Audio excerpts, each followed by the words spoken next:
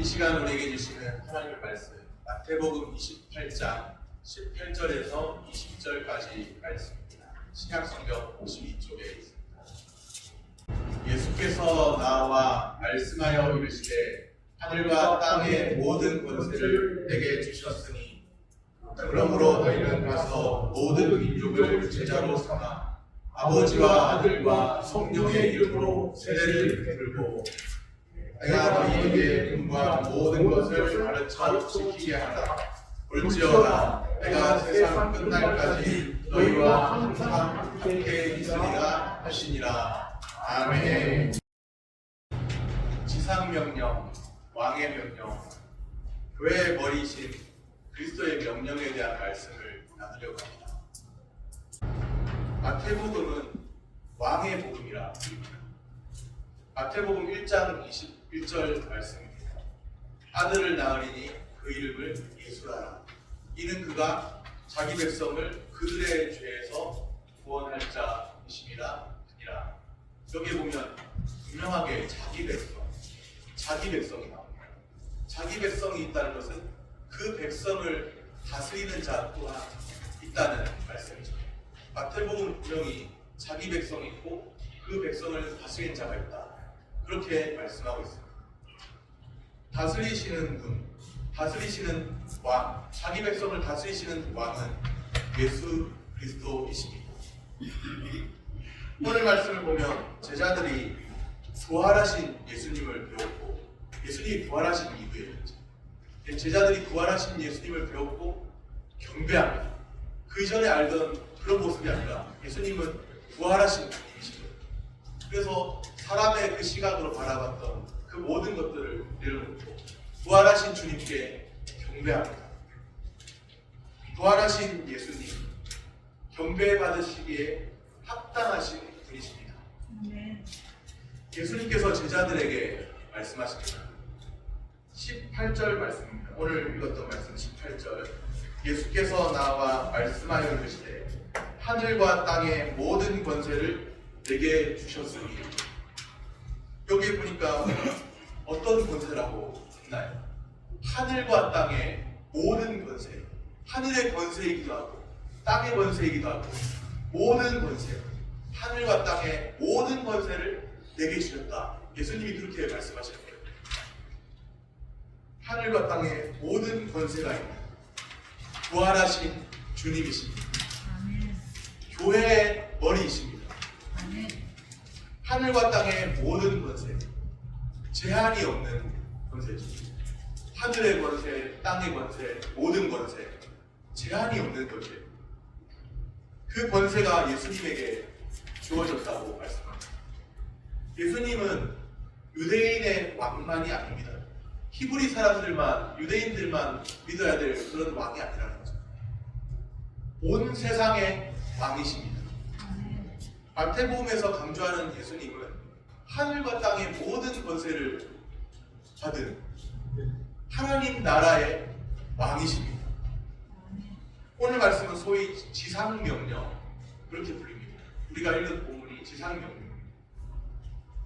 지상명령이라는 것은 땅 위의 명령이라는 뜻이 아니고 땅짓자가 아니고 지극한 위에 있는 명령.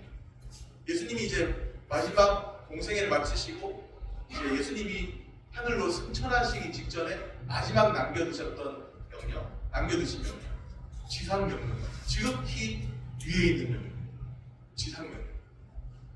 우리는 지상명령을 주시는 이분이 어떤 분이신가를 바로 알아야 합니다.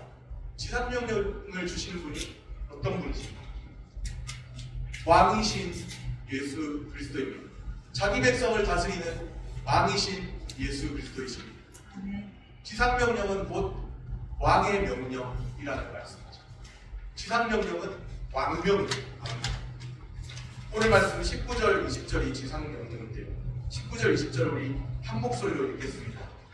그러므로 너희는 가서 모든 민족을 제자로 삼아 아버지와 아들과 성령의 이름으로 세례를 베풀고 내가 너희에게 분부한 모든 것을 가르쳐 지키게 하라. 볼지어다 내가 세상 끝날까지 너희와 항상 함께 있으리라 하시니라. 아멘. 너희는 가서, 지상명령은 이 말씀으로 시작됩니다. 여기서 너희는 가서 이 말씀을 누구에게 주신 명령으로 해석할 것인가? 그 이해에 따라서 지상명령에 대한 해석이 달라집니다. 성경은 여러 가지 다양한 해석을 할 수 있게 되어 있죠. 한 가지 해석만 되는 것이 아니라 구원에 관한 진리는 너무나도 명료하지만 오직 예수 그리스도를 믿음으로만 구원을 얻는다. 너무나도 명료하지만 성경의 대부분은 또 다양한 해석이 가능한데요. 여기서 너희는 가서라고 말씀했는데 너희는 가서 너희를 누구로 볼 것이냐는 것이죠. 너희를 그 당시에 예수님이 승천하시기 직전에 바로 제자들에게 말씀하셨는데 그 제자들, 나중에 사도라 불리는 그 제자들, 예수님의 부활과 승천을 목격하는 그 제자들, 사도들에게만 사도직을 받은 그들에게만 주신 명령으로 이해할 것인가? 아니면 모든 믿는 자들, 그때뿐만 아니라 오늘날의 이 시대까지 모든 믿는 자들에게 주신 명령으로 이해할 것인가 하는 그 문제가 남아 있습니다. 지상명령을 누구에게 주신 명령으로 해석할 거냐? 그 당시에 사도들에게 주신 명령, 예수님의 그 말씀을 받은 사도들에게 주신 명령으로 해석할 것인가? 아니면 오늘날까지 우리 모두에게 해당되는 말씀으로 볼 것인가? 이것이죠. 특수하게 그 당시에만 해당되는 말씀인가? 아니면 오늘날에까지 보편적으로 해당되는 말씀인가? 그것입니다. 영국이 동인도 회사를 통해서 100년 이상을 인도를 지배하는 때가 있었습니다. 100년 이상. 상당히 오랜 시간이죠. 그런데 놀랍게도 그 100년 이상 그 오랜 시간 동안에 단 한 구절의 성경도 인도 토착어로 번역되지 않았습니다.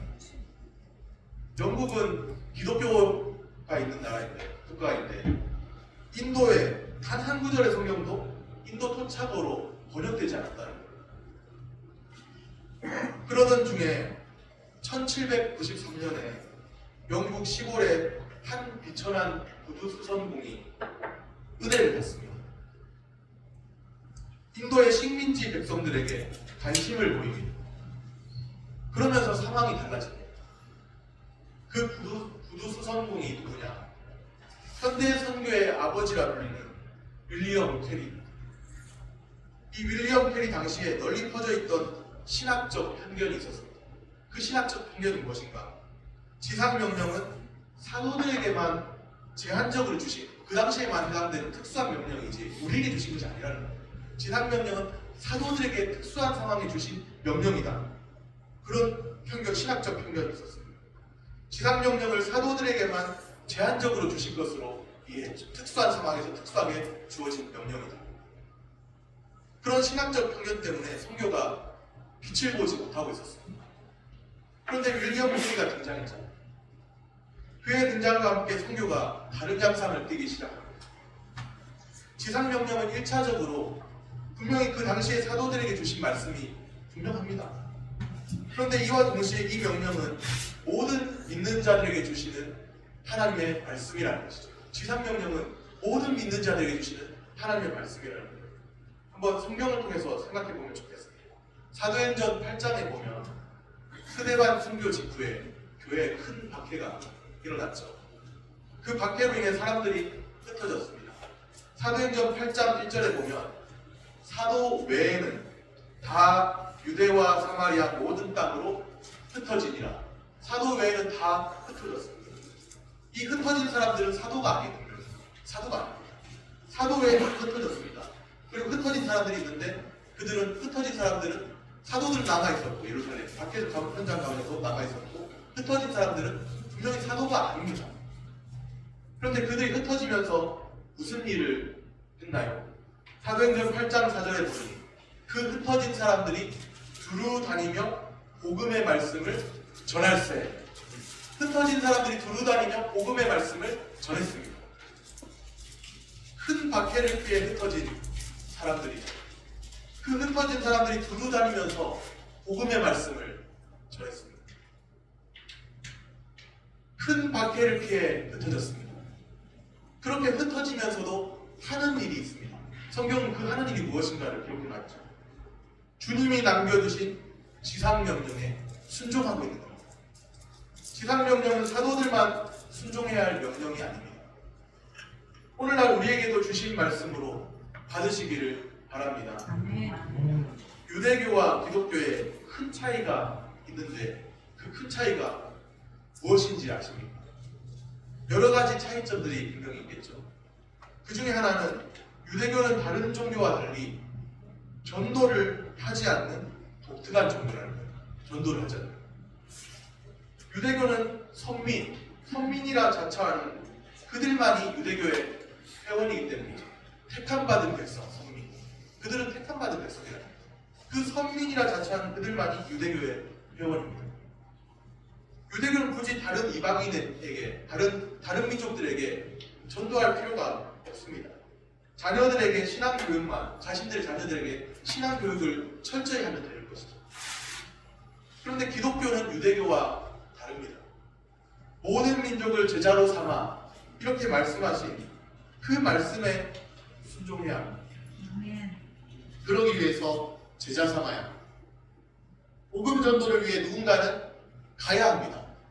사도들만 복음을 전해야 되고 그 이후에는 안 전해도 되고 이것이 아니라는 거예요. 지상명령이 이루어지도록 모두가 예수를 믿는 모두가 가야 합니다. 복음 전도를 위해 누군가는 가야 한다는 거예요. 그러면 누가 가야 할까요? 누가? 전도 잘하는 사람만 보내면 됩니까? 아닙니다. 제자된 우리가 가야 합니다. 지엄한 왕의 명령이죠. 지상명령, 지엄한 왕의 명령이죠. 왕명. 어명이요. 어명을 했는데 갑자기 사약을 들고 왔어요. 그런데 나는 주였어. 나는 내가 왜 행복을 하게 하면서 사약을 그냥 팍 뿌리쳤습니다. 그렇다고 왕명이 시행이 안 될까요? 딱 두 팔 다 잡고 입을 벌린 다음에 사약을 그냥 들이붓는 거죠. 왜냐하면 왕명이니까. 지엄한 왕명이. 왕명은 거부할 수가 없는 겁니다. 어떻게든 시행할 수밖에 없는 거예요. 지엄한 명령. 우리 주 예수 그리스도의 왕명이라는 거예요. 지엄한 왕의 명령이라는 거예요. 왕이신 주님이 말씀하실 때 그 명령에 순종하는 주의 백성들 되시기를 소원합니다. 모든 민족을 제자로 삼아야 합니다. 모든 민족을 제자로 삼아. 이 말씀이 무엇을 뜻하나요? 유대인들은 자신들만 선민이라 택함받은 백성이라고 했죠. 자신들은 선택받은 백성, 순수한 혈통, 그렇게 생각했습니다. 당연히 혼혈인이 있다면 좋아할까요? 좋아하지 않을까요? 당연히 좋아하지 않겠죠. 혼혈인이 그 당시에 있었는데 사마리아인들이 있었습니다. 혼혈인 사마리아인들과는 상종하지 않았습니다. 교제하지 않았다는 것이죠. 사마리아인이라 불리는 사람들이 역사에 어떻게 등장하는지 살펴볼 필요가 있습니다. 주전 722년에 기원전 722년, 일반 역사에서 기원전이라고 하고 우리는 주전이라고 이야기하죠. 주님 오시기 전. 주님 오시기 전 722년에 어떤 일이 일어납니까? 북이스라엘이 아수르 제국에 의해서 멸망당합니다. 북이스라엘. 역사 속에서는 아시리아라고 불려요. 아시리아 제국에 북이스라엘이 멸망합니다. 이때 아수르가 혼혈 정책을 썼습니다. 혼혈 정책. 포로로 끌려온 북이스라엘 사람하고 다른 나라에서 끌려온 포로를 서로 결혼하게 하는 거죠. 다른 민족이 결혼하게 하는 거죠. 왜 그런 정책을 썼을까요? 민족의 정체성을 없애려고. 민족의 정체성을 없애려고 막 이렇게 서로 섞어버리는 거예요. 혼혈인을 만들어버려요. 그렇게 해서 혼혈인 사마리아인이 역사의 무대 위에 출연합니다. 사마리아인들은 당연히 유대인들에게 멸시와 천대의 대상이었죠. 소외된 사람들입니다. 소외된 사람들. 그런데 모든 민족을 제자로 삼아 이 말씀에는 사마리아인도 포함되어 있다는 거예요. 사도행전 1장 8절 말씀입니다. 우리가 마태복음의 지상명령을 보았는데 사도행전 1장 8절에 나타난 지상명령, 우리가 잘 아는 말씀입니다. 오직 성령이 너에게 임하시면 너희가 권능을 받고 예루살렘, 온 유대, 사마리아 땅끝까지 이르러 내 증인이 되리라. 모든 민족을 제자로 삼아라고 하신 마태복음의 말씀이 사도행전에서는 예루살렘, 온 유대, 사마리아 땅끝까지 이르러 내 증인이 되리라 그렇게 말씀하세요. 복음은 예루살렘을 뛰어넘어서 온 유대로, 복음은 예루살렘을 뛰어넘어서 온 유대를 뛰어넘어서 사마리아로, 유대인들이 멸시하고 천대했던 그 사마리아로, 그 복음은 그 사마리아를 뛰어넘어서 땅끝까지 전파되어야 한다는 말씀입니다. 복음을 들어야 할 대상은 제한이 없습니다. 내가 저 사람 마음에 안 드는데, 저 사람 참 이렇게 멸시하고, 저 사람 인간 같지가 않아, 멸시하는 사람, 그런데 그 사람까지도, 소외된 사람까지도 복음은 전파되어야 한다는 말씀입니다. 복음은 천하만민에게 전파되어야 할 복음입니다. 천하만민에게. 기쁨의 소식은 천하만민에게 전파되어야 될 소식입니다. 복음을 들어야 할 대상은 온 천하만민입니다. 내가 스스로 생각해서 이 사람 안 되겠어, 이 사람 제외, 이 사람 나, 이게 아니라는 거예요. 복음은 온 천하만민에게 전파되어야 할 복음입니다. 모든 민족을 제자로 삼아 하신 왕의 명령, 주님의 말씀을 들으시기를 바랍니다.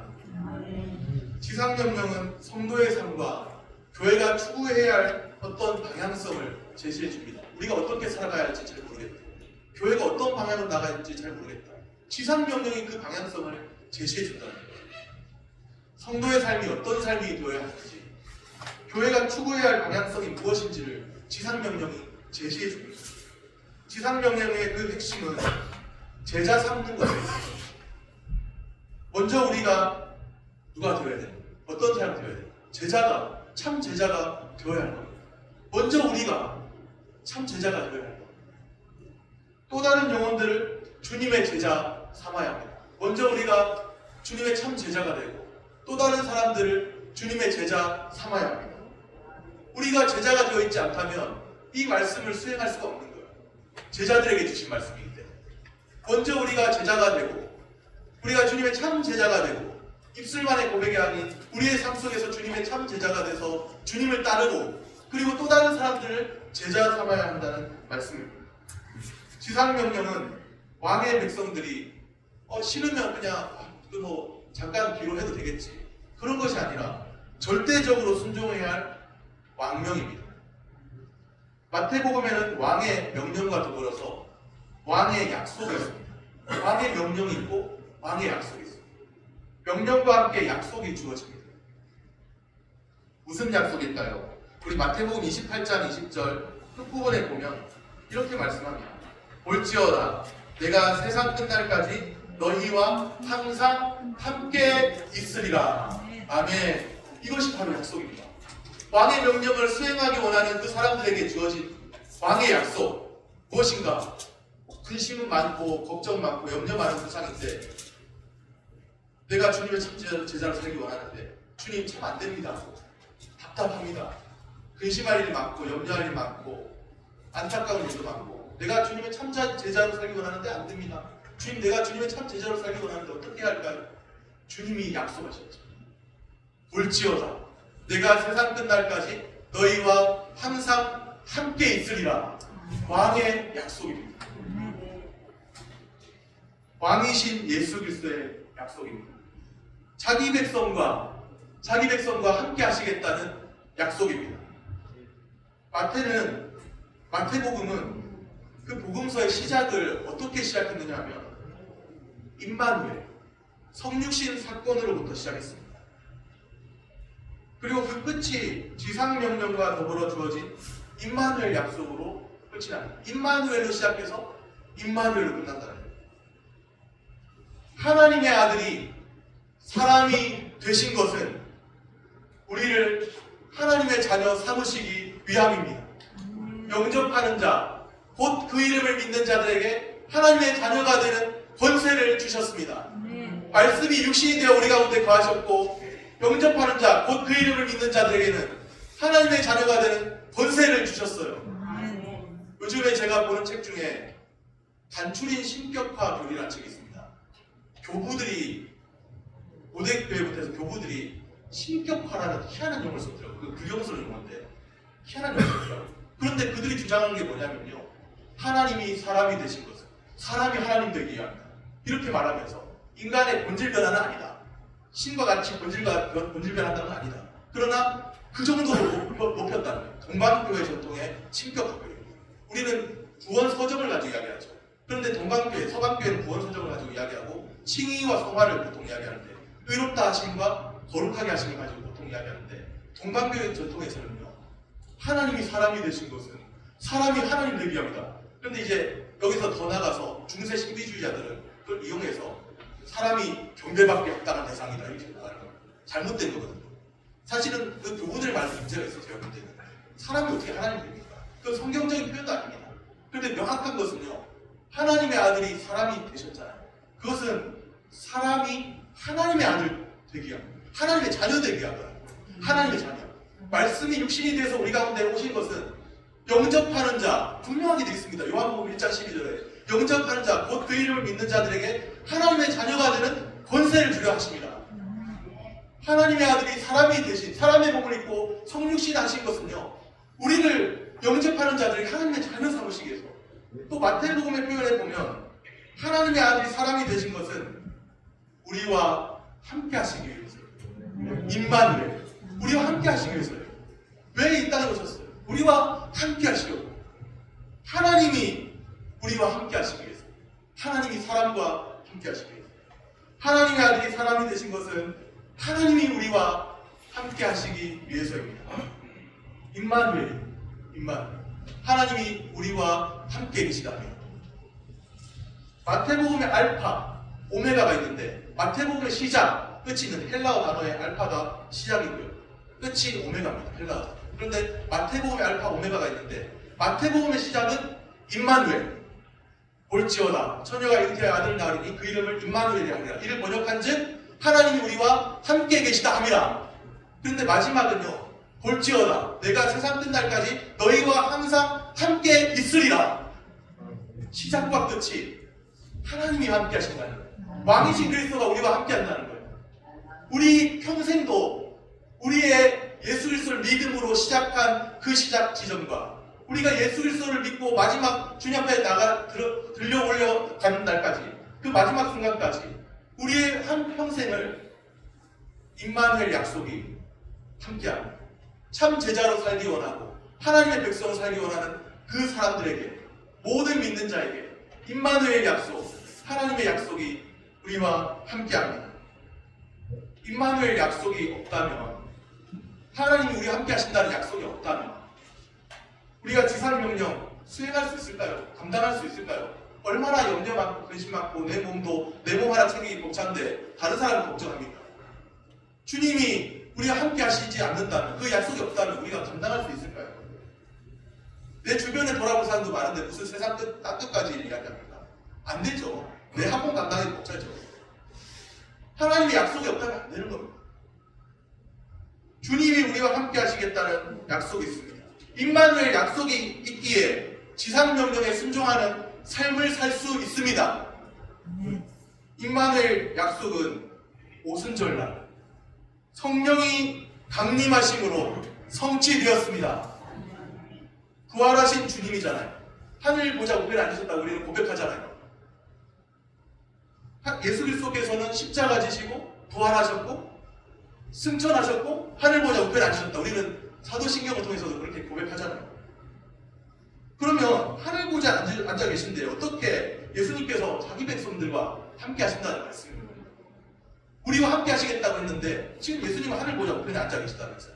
그러면 어떻게 자기 백성과 함께 하신다는 거예요? 하늘 보자 우편에 앉으신 주님은 지금도 성령으로 우리와 함께 하십니다. 말씀과 성령으로 우리를 다스리십니다. 말씀으로 도우시고 성령으로 인도하시고 말씀과 성령으로 우리를 다스리십니다. 지금도 우리와 동행하시는 주님이십니다. 우리가 담대함으로 지상명령에 순종할 수 있는 이유가 여기에 있죠. 임마누엘 약속을 믿기에 지상명령을 수행할 수 있습니다. 왕의 약속을 따라서 왕의 명령을 수행합니다. 그냥 명령만 주신 것이 아니에요. 힘든 세상에 너가 알아서 다 해봐라. 그게 아닌 거예요. 우리에게 왕의 명령만 던져주고 담대하게 너가 한번 싸워봐라. 그게 아닌 겁니다. 왕의 약속을 주시고 내가 너와 함께하니, 내가 너와 함께하니 담대하라. 너희가 세상에서는 환난을 당하라. 담대하라. 내가 세상을 이기었노라. 세상을 이기신 주님이 함께 하신다는 거예요. 그러니까 담대하라는 거예요. 그냥 나는 하늘 보자 우편에 앉아있을 테니까 너희는 세상 가운데서 땅끝에서 세상 가운데서 자기 영역에서 나는 하늘 보자 우편에 팔짱 끼고 앉아있을 테니까 너희는 치열하게 싸워라. 그게 아닌 겁니다. 성령께서 우리와 함께 하시기 때문에 왕의 약속을 따라서 왕의 명령을 수행합니다.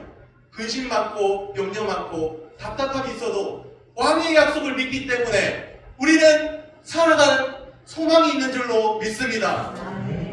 임마누엘 하나님이 우리와 함께 하십니다.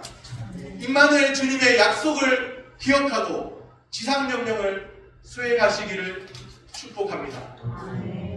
오늘 말씀 세 가지로 정리됩니다. 첫째로, 누가 가야 할까요? 누가? 전도 잘하는 사람만? 아니죠. 내가, 제자인 내가, 제자 되기 원하는 내가, 제자로 살기 원하는 내가, 우리가 가야 합니다.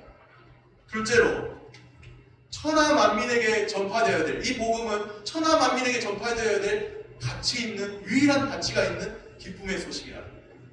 천하 만민에게, 이 사람 마음에 안 드니까 이 사람 지키고, 이 사람 좀 마음에 드니까 이 사람에게만. 그게 아니라 소외된 사람에게까지도 이 복음은 천하 만민에게 전파되어야 될 유일한 가치가 있는 기쁨의 소식, 복음이라는 거예요.